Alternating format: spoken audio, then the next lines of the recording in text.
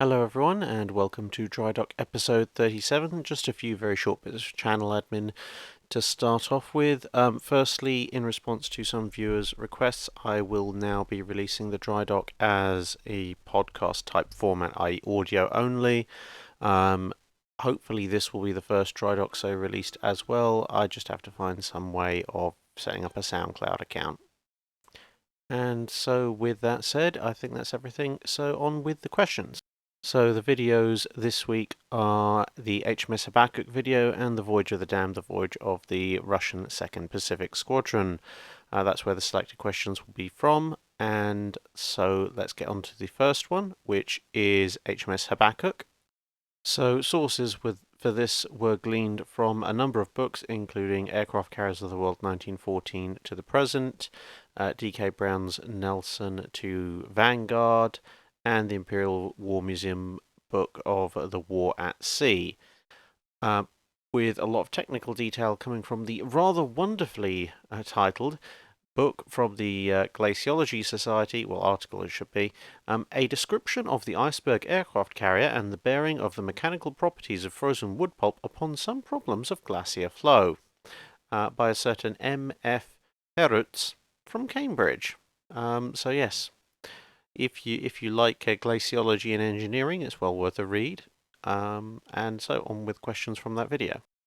Tree Shaker Tucker asks, do you think that merchant aircraft carriers were an effective method of providing air cover to the Allied convoys? Well, they were certainly a lot better than the alternatives. At the time, for those of you who don't know, the merchant aircraft carrier was effectively somebody going, we need air cover for our convoys. We don't have anywhere near enough fleet carriers to do so.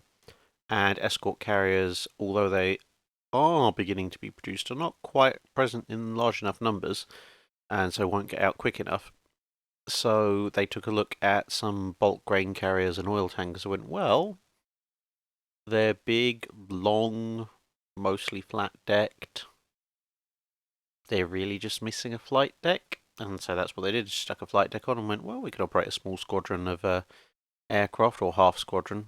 And this is where one of the places Swordfish really comes into its own, because whilst landing on a 20,000 to 30,000 ton carrier is a little bit of an expert exercise, landing on the deck of a converted 8 to 12,000 ton merchant ship is, well, even more interesting. And yeah, you couldn't convert these things to have hangars or anything. The aircraft would just have to sit up on the deck. At which point you needed something that could fly really, really slowly, basically needed almost no maintenance, and could take off in a very short run, and, well, enter the Swordfish biplane extraordinaire.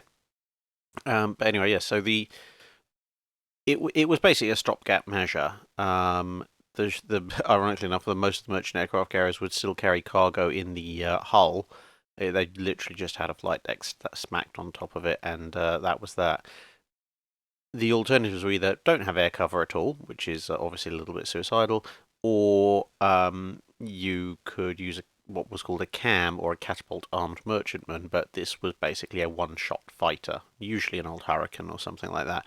Stick it on a catapult. If you spot an incoming FW190, FW200 Condor or something, you could catapult it and hope it either sees it off or shoots it down, but not very useful more than once, and not very useful in sub-hunting.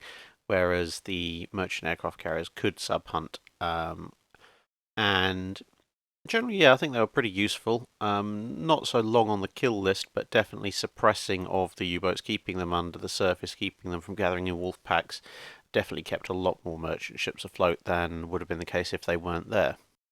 Arion Contreras asks, would the German submarine forces of World War II have benefited from being less centralised, especially concerning wolf pack? If you mean less centralised in terms of less directly ordered and operated from Kriegsmarine command stations in Europe, then actually, yes, probably. I mean, those signals were fairly useful to them, but at the same time, those were also the signals that those wonderful people at Bletchley Park spent most of the war deciphering and working out what they said, which then obviously had some rather negative effects on the Germans' kill rate, and could be used to work out where German submarines were, which was also useful, though obviously they had to be sparing with that knowledge to make sure the Germans didn't realise that their codes were being read. So yeah, less centralised control from Europe probably means that the British have much less of an idea of where the U-boats actually are, which would then increase the U-boats' effectiveness because they'd be more likely to encounter convoys. In terms of less centralised operations at sea, i.e. sort of abandoning the wolf packs and going it alone, no, I don't think so.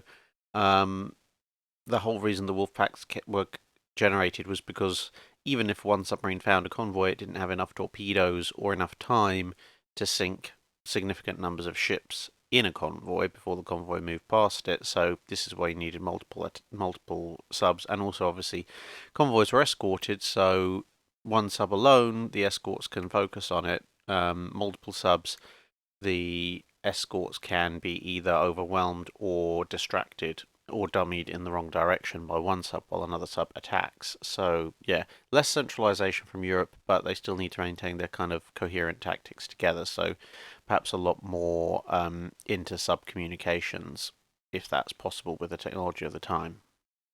Old Fardel asks in relation to HMS Habbakkuk, how would one go about sinking this thing? Well, it's a very good question. I suppose one of the advantages an attacking U-boat would have is that it's not exactly the world's fastest ship, and it is one of the bigger ones. So I suppose maybe if you fired a full spread of torpedoes, you might land all of them as hits, as opposed to maybe one or two. But then again, the hull was designed to take those and laugh it off, so how would I destroy it? I mean, I suppose you could try and just attrition it away by having a full-on wolf pack attack the thing just en masse. But then again, it is a gigantic aircraft carrier, so I suspect its air wing will probably have something to say about that fairly soon. Similarly, with shelling it, it's like, well, yeah, you can chip away at it, and maybe eventually something will crack. But again, massive numbers of aircraft, and well, I suppose the escorts will probably go after it as well. Any attackers bombing? No. Um, it's the size of a small island, and bombing it is probably going to have about the same effect as bombing a small island. I mean, these are World War II aircraft; they can just go around the holes with the sheer size of the thing. Much as I hate to say, I think actually a boarding action might not be entirely out of the question if you can get somehow sneak a battleship or something with several hundred heavily armed troops on board, and then use your anti-aircraft and secondary batteries for covering fire. A boarding action might actually be one of the more effective options. It depends if you catch it escorted or unescorted, because the problem is with that massive air wing, it's very likely to just roll straight over anybody who tries to come after it. Possibly the best ideas would probably be either to try and, well, you couldn't even mine it in port because they have so much mass underwater. That wouldn't really do much. Your best option would probably be to try and just put it out of action. The Germans had a bunch of parachute aerial mines that had quite a devastating explosive effect. So sink, maybe not so much, but maybe because it is so slow, if you could send over a mass strike with lots of high capacity heavy, high explosive bombs, you could probably wreck enough of the surface to make it inoperable as a carrier, at least until someone breaks out the hoses full of freezing liquids and restores the deck, but that'll probably take a fair bit of time.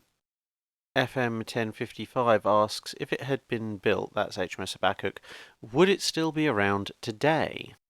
Well, I can't see any reason why not, to be honest. I mean, it's big enough and had big enough hangars and flight deck that its hangars and flight deck could support any number of carrier-based aircraft today, including some that modern carriers, well, not necessarily can't. Forrestal obviously proving that there aren't that many aircraft a carrier can't operate, but it could certainly be operating regularly large numbers of aircraft that even modern-day carriers don't normally operate.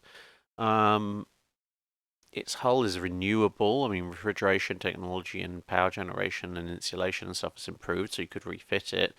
It's not going to rust away on you, so upkeep costs per ton are going to be relatively low.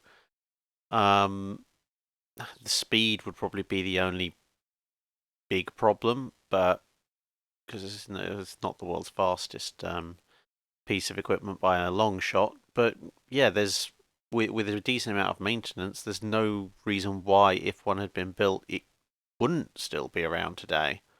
Um, it would certainly solve all the issues of, especially for the Royal Navy, it would solve all the issues about, oh, is our next carrier big enough? Is our next carrier rusting? It's like, no, it is very definitely big enough, and no, it is not rusting away because, well, it's made of ice and wood and a bit of steel. Fair enough. Um, certainly would have loved to. Yeah, the Falklands War would have been interesting, even assuming that Argentina actually went in with it, went into the Falklands knowing that such a thing was around. The Falklands might be a bit more protracted and drawn out as Habbakkuk slowly inches its way down the Atlantic. But when it gets there, it's going to have probably half the Royal Air Force on board, up to and including Vulcan bombers. So the Argentines might be going, maybe, maybe not. And finally, Octavio Cuesta asks, hi, I'm doing a research paper on how French pre-dreadnought doctrine was developed. Could you do a Q&A segment on this?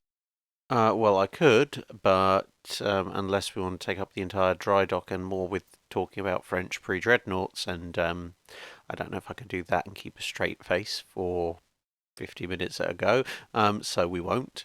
Instead, I would say if you would like to know more about French pre-dreadnoughts and their doctrine, please feel free to email me. I think in the About section of the channel there's the email address for the channel.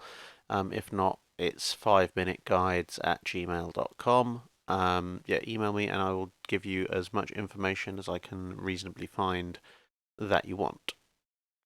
And with that, we move on to the second video, the second Pacific Squadron video. So the sources for this one were the Tsar's Last Armada, obviously image appearing above at the moment. Also, the rather wonderfully titled again. I don't know what it was about late 19th, early 20th century titles, but they do seem to love very long ones. This one's called From Libau to Tsushima, a narrative of the voyage of Admiral Rodzezvenski's fleet to the eastern seas, including a detailed account of the Dogger Bank incident. And that is by the one certain Politovsky, poor old Eugene Politovsky. Ended up dealing with rats whilst trying to fix the entire Second Pacific Squadron as it wandered its way across the planet. Also, Tsushima 1905, Death of a Russian Fleet. Again, image shown here. And then also there was a very interesting article on a website called Hullwebs. I don't quite know what the history of Hull has to do with the Second Pacific Squadron other than their involvement in the Dogger Bank incident. But yes, there is a very interesting article on there as well, which is very well researched and its information is supported in large part by the other three resources that I mentioned earlier. So, questions for this. John Goody channel says, what could make an aircraft carrier obsolete? Well, to be honest, the two main ways you're going to make an aircraft carrier obsolete are either to obsolete aircraft as a form of naval strike power or to make a weapon that is so powerful that aircraft carriers themselves just become hideously vulnerable and it's not worth having them anymore. So in the first term of making the aircraft themselves obsolete, drones aren't going to do that because obviously a carrier can also carry drones. But as I may have mentioned before, the development and deployment of high power, large scale laser weaponry might make the aircraft carrier obsolete in as much as the kind of if it flies, it dies may actually come to fruition, albeit that weather cover and such will still mitigate against it somewhat. But the other thing is you've got to remember is if you've got a powerful enough laser weapon to shoot down any aircraft that crosses your sight lines, it means you've also probably got powerful enough laser technology to make a working LiDAR, which is also going to cancel out a vast majority of the radar-based stealth that a lot of aircraft rely on these days. And in terms of making the carrier itself as a whole obsolete, well, although I said drones can operate from a carrier, drones might do that because they require a lot less maintenance and a lot less space than a full-size manned aircraft. So it may become economically more cost-effective to have multiple ships that can launch drones rather than a dedicated carrier ship. But the logistics of that still remain to be seen. The other thing would be maybe the rise of exceptionally high velocity hypersonic anti-shipping missiles.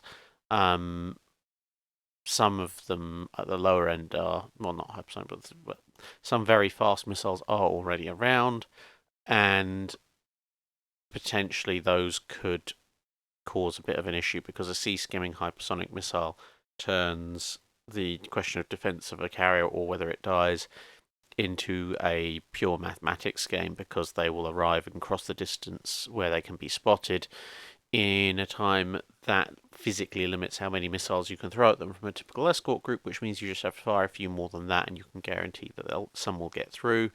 And if they're big enough and nasty enough, then that could take out a carrier. So when it becomes a mathematical certainty that you can hit a carrier, then all of a sudden having one big carrier in one place starts to make a lot less sense.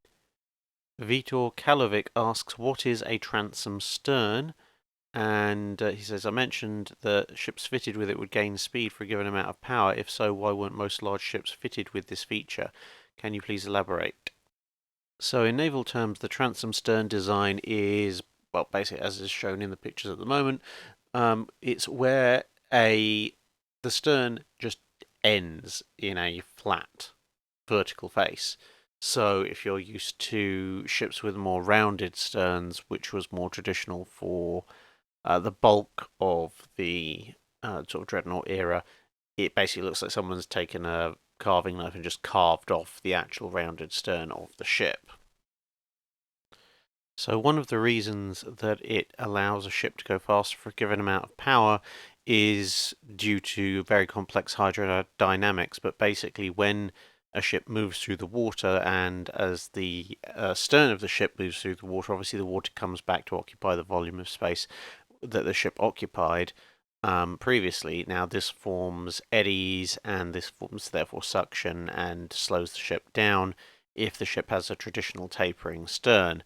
The idea of a transom stern, by sort of cutting off that rearward advance much sooner, well, relatively speaking, and also therefore tending to be wider at its termination point than a traditional stern, it basically leaves the water to continue, the racing water to continue on, and most of the vortices and eddies that you get actually then end up forming behind the ship away from the hull, which means they don't have anywhere near the kind of effectively drag power on the ship, which effectively means you're simulating a ship that's considerably longer by maybe a few tens of feet, but without actually having to have the physical structure. So you get the length to beam ratio benefit of a longer ship on what is therefore a lighter ship with a shorter length. And so for the same power, you can go a bit quicker. The reason why some ships weren't fitted with it, I mean, a great many were once the method of construction had been worked out, but the reason some ships weren't fitted with them is because they do have other disadvantages, like a ship with a transom stern is harder to maneuver at low speed. It's a bit more vulnerable to taking water over the stern than a ship with a traditional stern.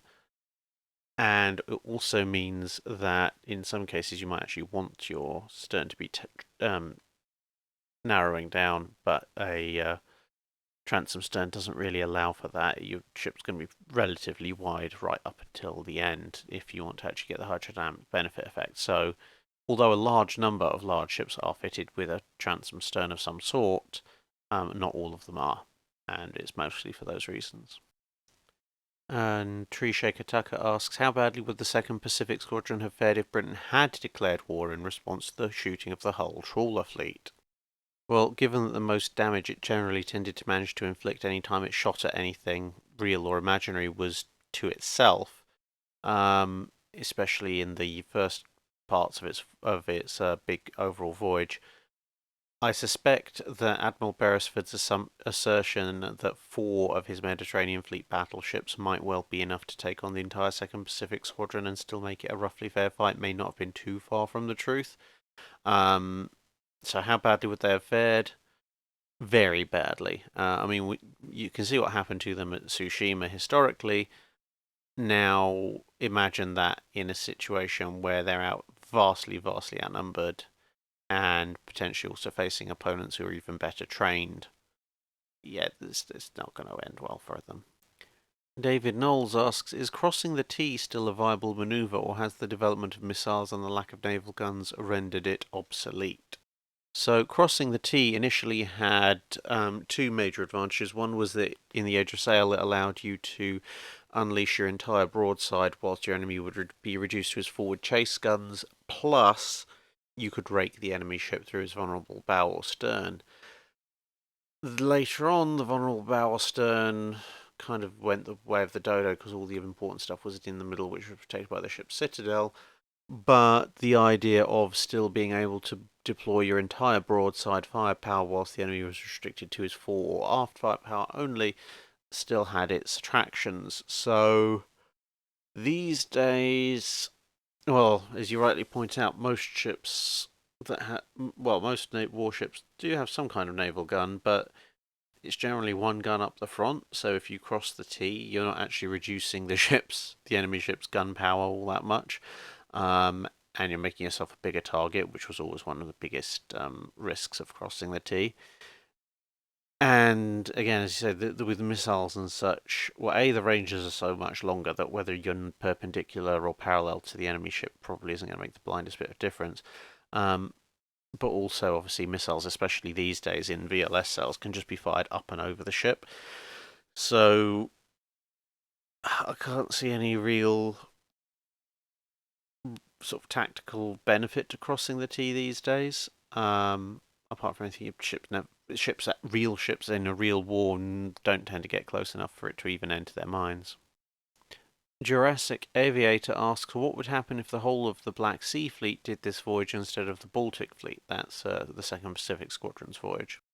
So the Black Sea Fleet had more and more modern battleships than what would eventually become the Second Pacific Squadron. The Borodinos, except the Borodinos were obviously very new ships in the Second Pacific Squadron, but also suffered from being absolutely brand new ships. The Black Sea Fleet in general, historically compared to the Baltic Fleet, at that period got the better ships and also generally the better crews.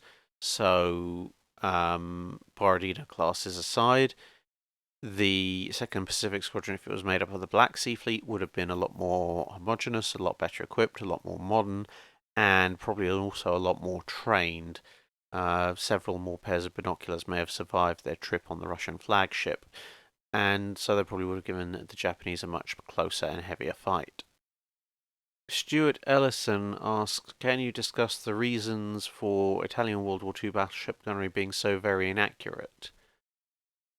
Well, although there is a little bit of dispute over it, most of the argumentation and sources I've seen seem to come down on one thing, which is that the guns themselves were fine, and the shells, when they were manufactured properly, were fine, but the shells, when they were manufactured inaccurately, which tended to happen, and also the criteria for what was acceptable and what wasn't acceptable being, shall we say, not particularly brilliant, probably were the main contributing factors.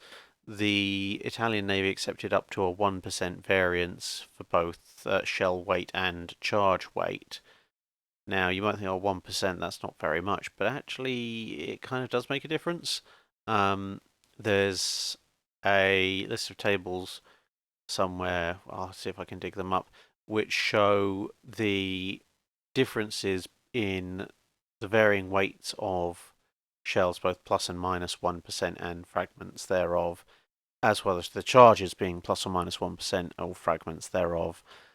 And when you compare sort of the edge case scenarios of sort of overly heavy charge, overly light charge, overly heavy shell, and overly heavy charge, overly light shell, or heavy shell, heavy charge, or light shell, light charge, whatever, which combination you want to do it. But basically, it shows that even if the gun is completely and utterly fixed in place with nothing else being a factor, just those 1% variances can result in a drift of shell target accuracy of maybe 700 to 800 meters. And given that you've then got to build in the inherent inaccuracy of naval guns because the firing solution may not be great, the ship is obviously moving in 3 dimensions, and you're having to fire by sort of timing more than anything else, etc. You could, and obviously the Italians did, end up with spreads in the order of sort of maybe pushing up to a kilometre between the sort of one shell at one end and one shell at the other end of the salvo. And you can quite easily fit a ship within that kind of sort of splash radius, and it'll never really be hit by anything other than the odd flying splinter. The Lost Beaver asks, when the Japanese introduced the Fubuki class of destroyers, why were they considered so revolutionary? Well, when we do the next special video section on the development of destroyers, obviously this will be covered in a lot more detail. But briefly, the Fubuki effectively marked the end of the outgrowth of the destroyer as sort of an iteration upon an iteration upon an iteration of a torpedo boat destroyer, and kind of set a new standard as its own kind of design.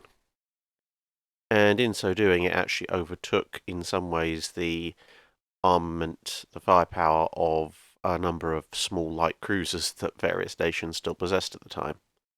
So the Fubuki class, their start construction in the mid-1920s, come into service starting in the later 1920s. Let's have a quick look at the other two major nations, Britain and the USA. Now, the USA is not actually building destroyers at this point. They won't build any more destroyers until the Farragut class in the early to mid-1930s. So the latest and greatest destroyers that the US can bring to bear compared to the Fubukis or the Clemsons, some of the old four-stackers. And for those, you're looking at about 1,300-ton full-load displacement, 35-knot speed, 4 4-inch guns, 1 anti-aircraft gun, 12 torpedo tubes, and that's basically it. The British are building destroyers around this time. They have the A and B class under construction, and outside of the flotilla leaders, which are a little bit larger, the armament on these is 4 single 4.7-inch guns, so a little bit heavier than the Clemsons, couple of anti-aircraft guns, and 2 quadruple torpedo tubes for a total of 8. So slightly heavier on the gun armament, but less on the torpedo armament compared to the Clemsons.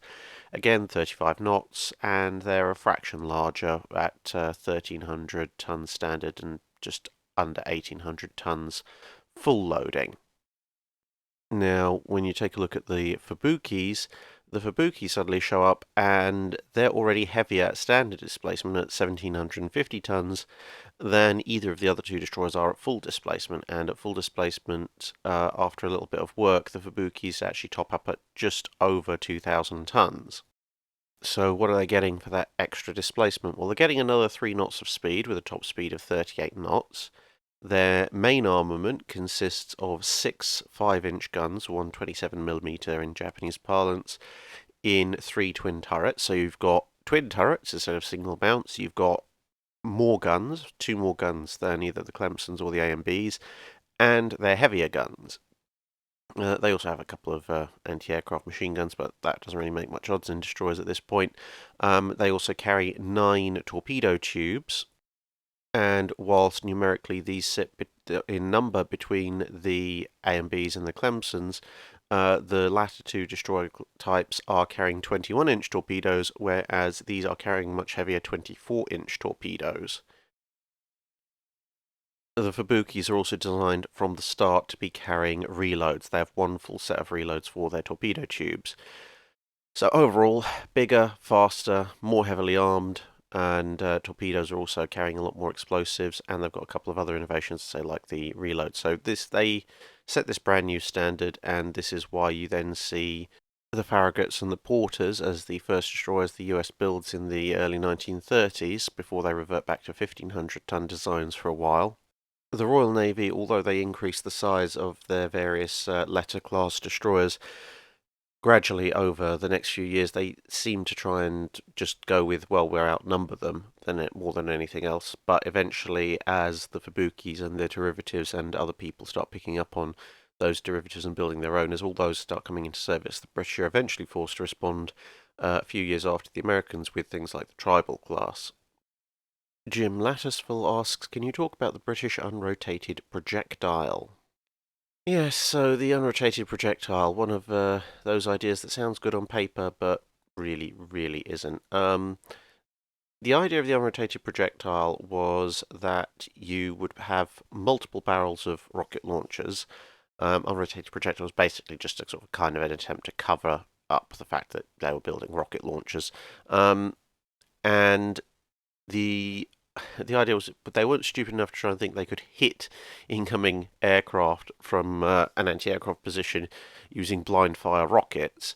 But the idea was to launch a whole salvo of these things into the air, whereupon, after reaching a certain altitude or a certain time from launch, they would detonate, and you'd have these little aerial mines with a charge that wasn't particularly great, less than a kilo, but more than enough to completely wreck an aircraft, and that would gradually parachute down, trailing some wire on a similar concept to barrage balloons, with the idea that the enemy aircraft would hit the wire, and that would then draw the mine to the aircraft, which would cause it to detonate, which hopefully would solve the accuracy issue, because you only had to shoot this thing to be within several hundred feet of an enemy aircraft, in theory, albeit vertically, in order to score a successful hit. And obviously there was also the deterrent value similar to a barrage balloon. If the enemy didn't want to get hit, they'd have to turn and evade, and if they turned and evaded, that might break up their attack run. So sound in principle, not so sound in practice. One of the major problems with this idea was that the atmosphere is actually very big volumetrically, and you could fire 10 or even all 20 of the rockets that were eventually fitted to the naval unrotated projectile launchers, and you wouldn't actually cover that much of a volume of the air. You'd cover a much bigger volume than you'd cover with a single flak burst from a 40 or 20mm mount, certainly. But then you had the task of reloading the blasted thing, so you'd cover one area once, and that was it. And better hope your aim was somewhat good. Whereas with normal cannon, anti-aircraft cannon, you could fire and create a flak burst in one location, and then you could fire again and again and again, and so on. And so you could actually cover more of the sky over the period of 10-15 seconds with standard anti-aircraft guns than you could with the unrotated projectile launchers. So not such a good idea there, and also the fact that aircraft are not stupid. If they saw these things coming in soon enough, they would just turn to avoid them. And yes, this could break up the attack runs somewhat, but at the same time, as I said, because they actually occupied a relatively small volume of the air compared to everywhere that the aircraft could come from, it didn't break up enemy attack runs anywhere near as much as they thought it would. And then finally, well, these things were on parachutes, and a ship is moving, so you either had to try and fire ahead of the ship and hope that you'd worked out the deflection angles as well as the enemy pilots had, and that the ship didn't change course. And you also had to hope that the wind wasn't against you, because obviously with parachutes, the wind might blow them away from you, or as it did rather amusingly at one point, during a test in Scapa Flow, blow the whole little aerial minefield back towards your own ship. This in and of itself wasn't actually too dangerous. I mean, little quarter-kilo explosives posed little to no risk to anything on a battleship, but it was quite amusing to watch. Harrison Rawlingson asks, if Barnes-Wallis had developed the bouncing bomb earlier, would there be any chance the Allies could have launched these bombs at the Drydock gates at Brest and St Nazier in order to put them out of action to get rid of the repair facilities? In principle, yes, but in practice, those facilities were significantly more heavily guarded by flak batteries than the various dams, the Mona Eder and Sorp dams, were. So sending a heavy bomber flying in low, slow, etc., nearly enough at point blank range, the casualties probably would have been a lot worse than even the fairly heavy casualties involved in the Dam Busters raid. There's also the fact that, well, a dam is very big.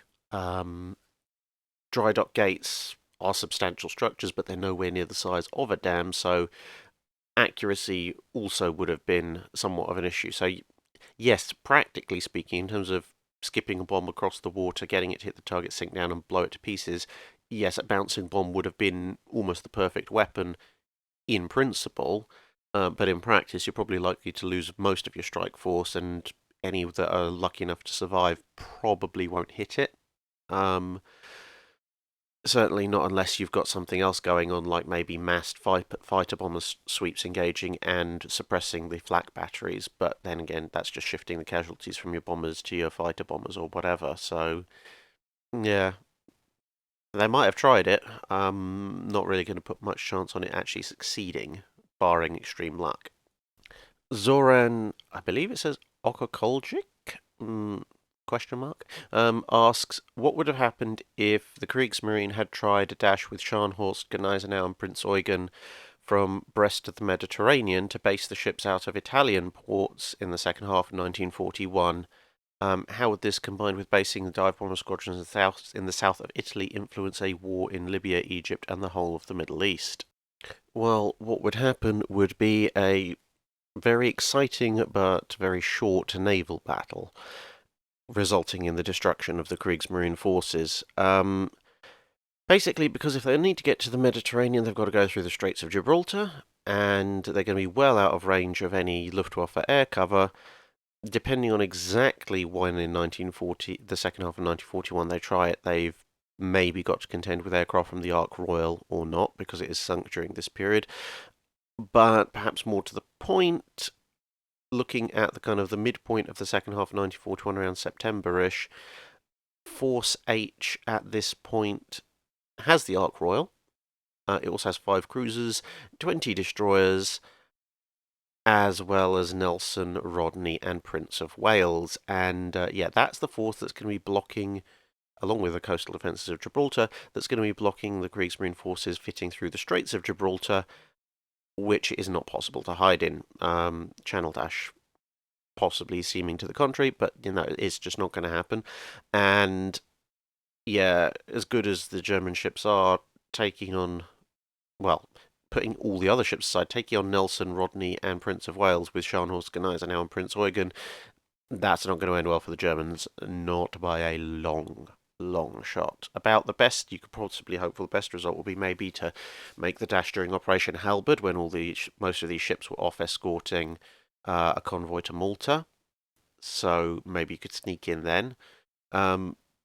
But if you then manage to sneak them into the Italian ports, then that means that a lot of the ships that historically were called back to British home waters to counter the build-up of German forces in Norway are going to be, well, either left where they were in Force H and the other Mediterranean units, or sent down there, because the British then theoretically only have to worry about Tirpitz on its own. So you probably actually end up with some kind of major fleet engagement at some point, because the Mediterranean is a lot smaller than the Atlantic, so operations in that area give a lot less room to run away when you try to do something useful. Oh, the Italians manage it, obviously, a number of times, but with the extra numbers, they might feel tempted to try and engage, and obviously the British would make sure that they had a lot of ships there to engage as well. But it will certainly be very interesting. Quite how the overall effects will be, I don't know, because it depends when that battle takes place, whether the British try and force a decisive battle fairly soon, or whether they have to sit back and wait for a little bit before it happens. And the last question from the YouTube comments for this episode before we move on to Discord questions. Type here asks, what, other than a lack of survivability, seakeeping, and structural integrity issues, stopped the world powers from trying to cram 8-inch guns on hulls at around 2,000 tons displacement? Well, I mean, apart from those rather important issues that you listed, the other things for most of the period would have been treaty restrictions. The treaty restricted the gun caliber on destroyers, um, and yeah, so basically, if you put an 8-inch gun on, you're going to be classed as a cruiser and later a heavy cruiser, and you're going to use up your cruiser tonnage. And yeah, you probably don't want to do that with such a tiny ship. You could do this kind of thing on a monitor, but that kind of highlights the issues. Basically, on a 2,000-ton hull, if you're going to put 8-inch guns or an 8-inch gun on, it's gonna take up most of the space on the ship, at which point minor things like armor and engines and stores and supplies and crew quarters kind of all have to fit in around it, so you get a ship that could probably just about mount an 8-inch gun, but it's not going to go anywhere very fast or be very well protected when it gets there. And luckily for the crew, it's not actually going to go very far anyway because they're not going to have much fuel or supplies. So yeah, basically the fact that in order to get an 8-inch gun onto a 2,000-ton displacement ship, you're creating a monitor, and very few navies have any use for them. It was, apart from the whole, yeah, we actually want the thing to survive. That's the main issue why you don't see 8-inch gun destroyer hulls running around. And so, on Discord questions, firstly, Life Beyond Living asks, I read a while back in Anthony Beevor's book on the fall of Berlin that E-boats and various transports during the evacuations of Gdansk and Gdynia were under fire by Soviet tanks that had arrived on the scene. Is there any other reported cases of anything similar, such as field guns engaging ships, etc.? So, yes, during the Dunkirk evacuations, towards the end of it, there were some scattered reports of various field artillery snipers, etc., engaging Allied ships off of shore. And during the D-Day landings and subsequent Allied amphibious operations up and down the coastline, there were cases where it wasn't just the coastal defences, but they did run into, again, snipers, machine gunners, light artillery, and occasionally even tanks, which would engage ships, usually destroyers, that were working quite close inshore.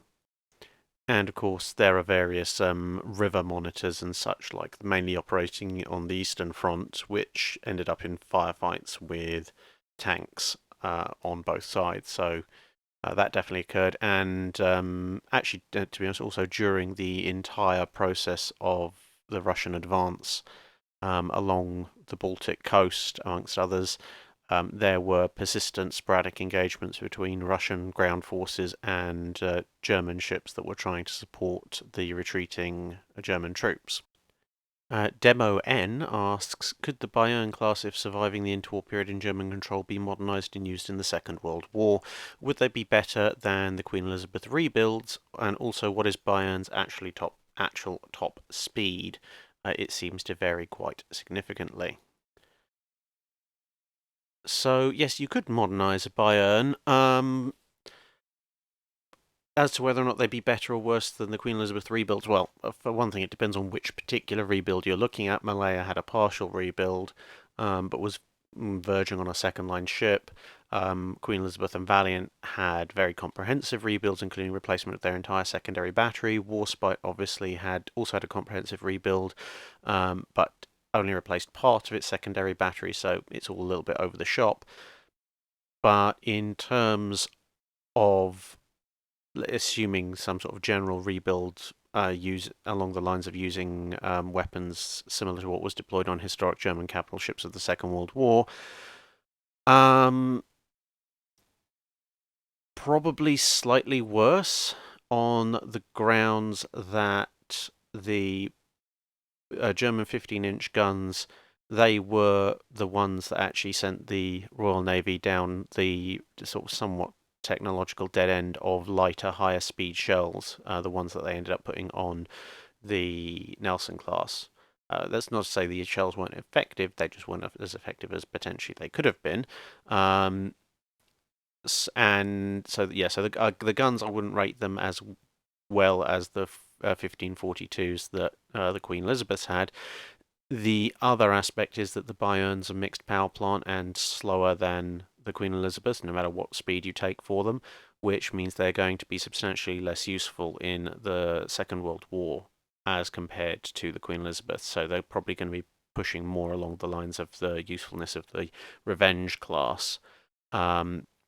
It also means that any potential rebuild is going to be potentially a lot more expensive, because being mixed power plant oil and coal, you are going to have to completely refit their power plant for pure oil operation if you want to modernize them properly. And ultimately, if you're looking at sort of the epitome of the Queen Elizabeth rebuilds, which as I said was Queen Elizabeth and Valiant, they ended up with lots of very nice dual-purpose 4.5-inch turrets. The Germans didn't have that same kind of useful dual-purpose medium caliber or heavy AA, I guess, but medium caliber turret available. Hence, they have the mixed armament on Scharnhorst and Bismarck and their respective classes. So the anti-aircraft armament would probably not be as good. They'd either have to overload the ship with dedicated AA and anti-service batteries, or sacrifice one or the other or both. And as I say, with the top speed being slower, so I mean, they'd definitely be useful, but quite how useful, I'm not entirely sure. Possibly one of their main uses might have actually been they might strip the turrets from them for use on Scharnhorst and Gneisenau, rather than go with the 1111s. So that might actually be their most useful contribution, because making those two ships 15-inch gunned ships does substantially improve their combat effectiveness. As far as the true top speed of Baden and Bayern, it's very difficult to quantify. The Germans were relatively notorious on being very, very selective in the way they ran their speed trials in peacetime. They would use the absolute best coal, the absolute best crew. They took their runs generally over water whose depth was optimal for the top speed of capital ships, because when you get to shallower water, there is actually a sweet spot of depth which can improve the speed of a ship. And so a lot of their figures that they arrived at in peacetime are somewhat deceptive, because then when you have a look at what they were capable of in wartime, you suddenly notice sort of maybe a 2 to 3 knot drop in speed in some of the worst cases. And that's because generally German coal was inferior to the high quality Welsh coal that the Admiralty used on the Royal Navy. Obviously, crews were mixed quality. They weren't the absolute elite that they tended to use on speed trials, and of course usually they were running over water with much greater depth, so it was much closer to normal sea conditions.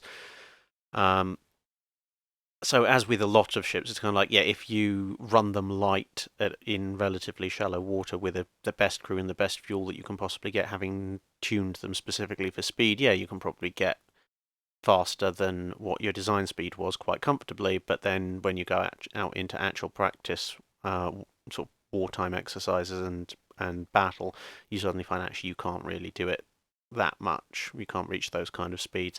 And you see this kind of thing also with the German battle cruisers, because if you look at their trial speeds, you'd think, well, actually, the German battle cruisers can outrun the British battle cruisers, and say, oh yeah, they're faster. And yes, they could outrun the Invincibles, who were the slowest.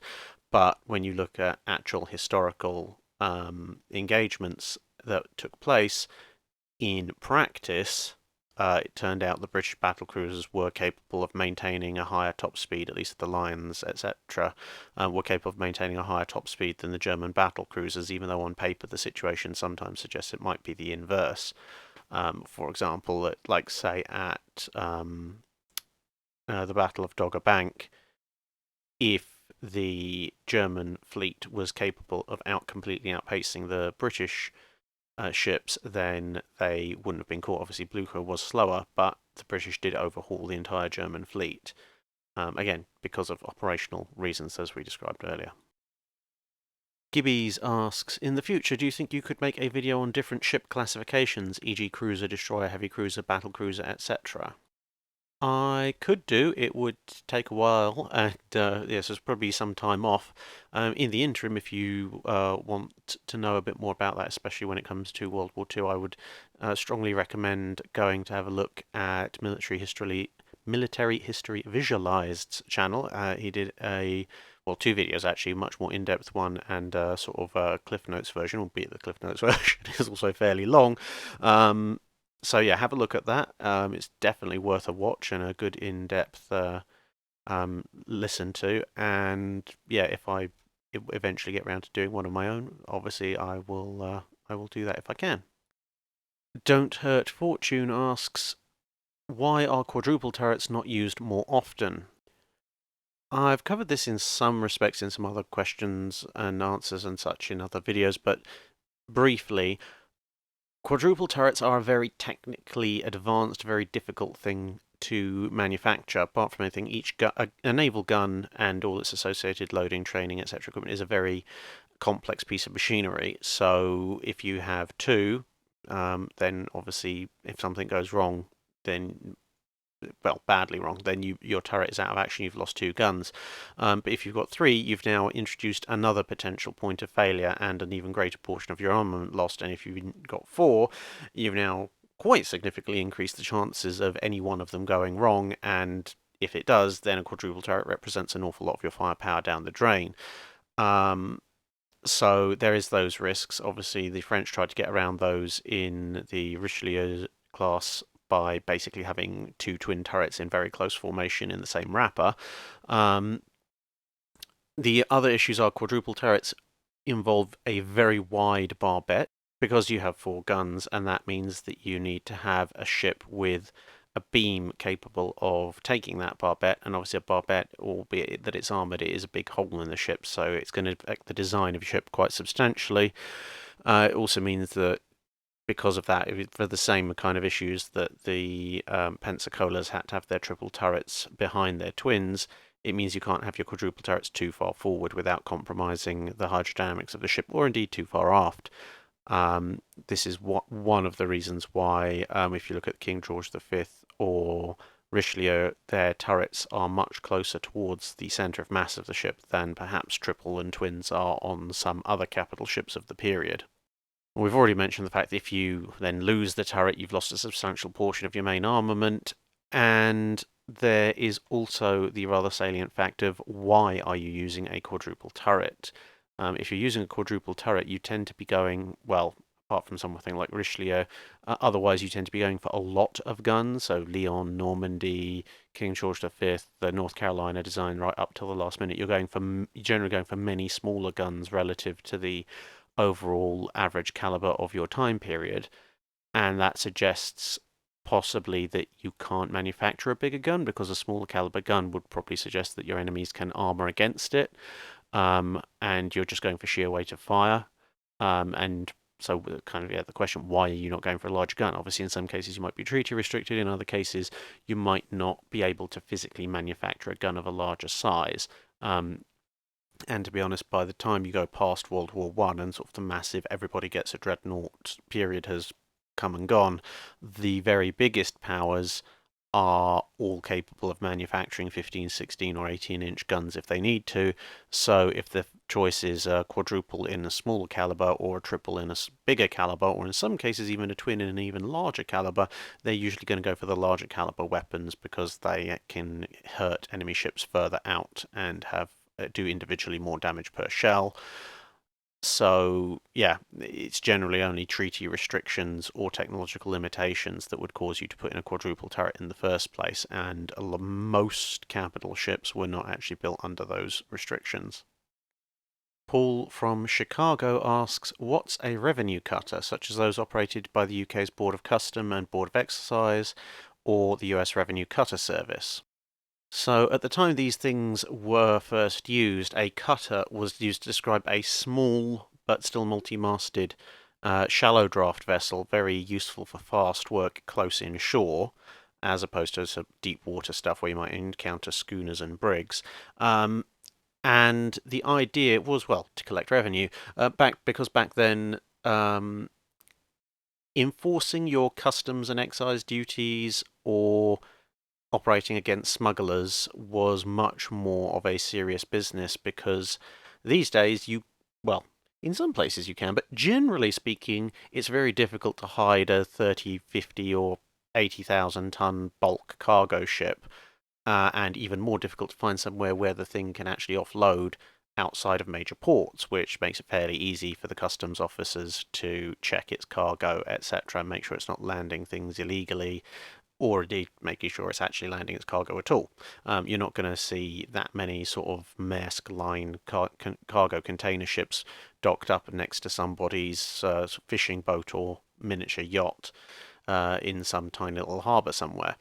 Whereas back then, it was entirely possible for merchant ships to sail into pretty much any nearby bay, inlet, etc., night or day, and drop off their cargo either directly or by small boats. And this was a very favoured route for both outright smuggling and also just landing goods without needing to pay for the customs and import duties, which is also technically smuggling, but there's a slight difference between a semi-legitimate merchant ship that does it and someone who just does it sort of solely for a living. But anyway, the idea of the revenue cutters was that they would be armed enough to take on people who might try and do this, and also to sort of browbeat or threaten recalcitrant ships into submission on the high seas in order to collect the proper revenue that was due to the country in question. They kept going over time because throughout much of the 19th century, this problem of smuggling and dodging of customs duties remained as a physical measure, a physical thing that you could take countermeasures to. So they continued to be sort of small, fast, shallow draft ships with a certain degree of armament, and obviously as armed merchantmen began to be reduced quite significantly, the fact that they only carried maybe a few 6-pounder, 12-pounder, that kind of low caliber, up to maybe 3-inch guns, didn't tend to matter that much, because when your opponent was completely unarmed, as they were tended to be later on, any kind of firepower put you at an advantage over them. So yeah, that's what a revenue cutter is. It's basically a customs and excise collection vessel, but at the point of a gun with additional anti-smuggling operation capability. Mr. Analog Cog asks, how do you automate loading for a high caliber gun, say a destroyer or a cruiser, when the gun is elevated to some degree? I understand traditional autoloading, but autoloading at an elevation is confusing to think about from a design standpoint.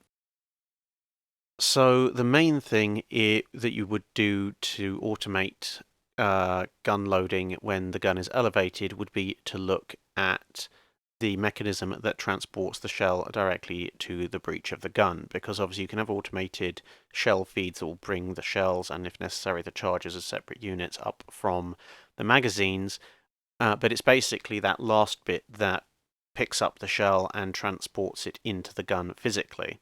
Now, obviously, as you mentioned, so obviously the easiest way to do this on a basic autoloader is to just have a hydraulic ram and shell or a cartridge holder that can just move across from wherever the ammo is coming from to the gun.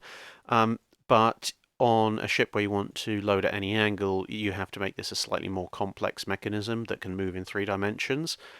Generally, you'd probably, although not necessarily always, but you'd generally probably tie that to the gun itself. So its relative horizontal plane is the gun, and then it's having to find where the feed is, which it can find by runners or some other kind of guidance system. You can do it the other way around, where it's fixed to the turret itself and it has to find the gun elevation. But that's technically slightly more challenging to do, given the sheer number of variety of those kind of elevations, whereas obviously if it's mounted to the gun itself, it knows exactly what the difference in elevation is right off the bat. And yeah, so yes, it is a very complex piece of technology, but at the same time, you have the advantage that in a fixed gun turret, the elevations, the distances, etc., of where the gun breech is going to be at any given moment, at any given elevation and rotation, are all going to be known quantities that can either be calculated or and or logged, or I suppose in later cases programmed in. So it's not like you're going to have to wild mass guess where everything is at any given time. There's a number of videos around of sort of post-World War II guns, like the 8-inch 55 on the Des Moines and the 6 inches on the Worcesters and on the Royal Navy's Tiger class, all firing away. So definitely have a look at some of those. You'll get some idea about how the mechanism works. But yes, it's a very complicated bit of tech, and that's why it took pretty much until the end of World War II for it to be fully successfully implemented on large guns. And finally, Colonel Overkill asks, The Brits seem to have had multiple different classes of monitor, from small gunboats packing old 6 inches to Erebus and her massive turret. No other major nation seems to have gone in for monitors in this way. Why is that? Basically, it's a combination of three things: need, location, and available armament. So very few navies in the 20th century needed monitors. Um, the British, obviously, having global commitments for much of the 20th century, especially with relation to having to affect things on land, needed monitors for artillery support of their armed forces. Whereas if you look at most other navies, they either just weren't big enough to have that kind of extremely specialized ship, or their strategic role dictated that they probably also didn't need them. Then you have, as well as the need, then you have the location. So obviously, Great Britain expecting mostly to fight in the 20th century in and around Europe, or being able to hop across its multiple bases across the empire to other trouble spots. A monitor is necessarily not a particularly quick ship. It's not a kind of ship that you generally want to take out into the deep ocean. You probably want to hug the coastline as much as you can. And it's not going to be a particularly long-ranged ship. So for a nation like, say, the United States, even though in the Second World War, especially during the operations offensively against Japan, monitors in theory could have been very useful, the fact is the United States is nowhere near most of its probable targets, and there's a massive great ocean on either side of it that's in the way. So short of having to dedicate ships to tow the things, and then as I said before, with a shallow draft, they're not exactly the most seaworthy of vessels. It just wasn't practical in most cases. So the US tended to use their older battleships in that role instead. And then when you look at the other European navies, they had the location, they were near enough by, but they tended not to have quite as many bases to go around globally, and so you would effectively be building a monitor, at least an ocean-going one, which would basically be targeted at another European power. At which point you might as well build a larger capital ship with the limited budgets that most of the land-based sort of continental European powers had. And then finally is the available technology, because even for the Royal Navy, which was in need of them, they were still way, way, way down the list of priorities compared to things like actual battleships, cruisers, destroyers, etc. So the reason for the multiple different classes was that the British, after sort of midway through this First World War, had a relatively decent idea about how to build the average monitor for their purposes, but they weren't about to start ordering specific guns for them where they could avoid it, because guns are expensive and take a long time to build. So it would generally be a case of, well, we have these spare guns around, we're not going to use them again anytime soon on the ships that they came from, so why don't we stick them on a monitor and put them to use that way? It was very much the monitors were built for the guns rather than the other way round. So you had everything, as you mentioned, from sort of small 6-inch guns all the way up to the poor old one that got stuck with a fixed directional single 18-inch gun that had been taken off HMS Furious after everybody decided that that particular concept was very silly. And so that concludes this week's episode of the Drydock. Hope you found it interesting, and I hope to see you again in another video.